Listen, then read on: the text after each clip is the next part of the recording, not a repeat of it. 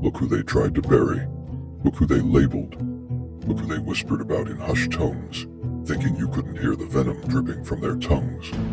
They called you fallen, didn't they? Said you lost your light, your path, your wings. They watched you stumble and smiled behind their hands, convinced they'd finally seen you break. But here's what they didn't calculate, what they couldn't possibly predict in their shallow little assessments. You weren't falling. You were shedding. You were molting. You were burning off every lie they ever told you about who you were supposed to be. And in that fire, something else emerged.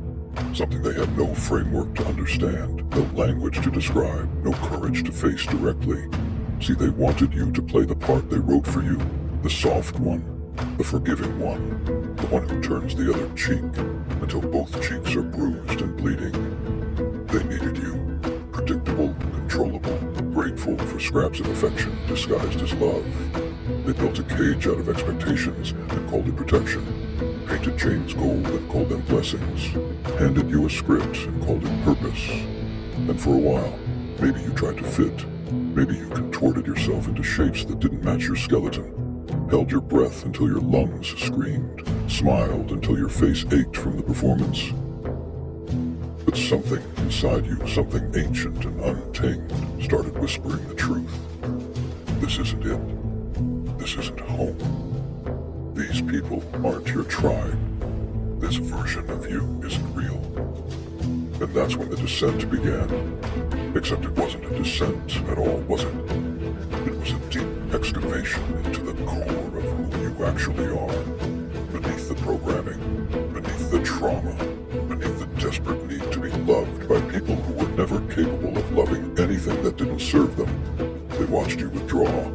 They saw the light in your eyes change frequency, shift from warm and welcoming to something colder, sharper, more discerning.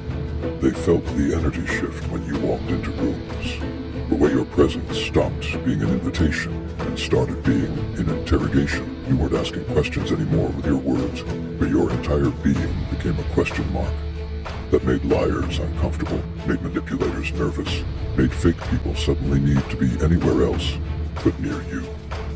They said you changed, and they were right.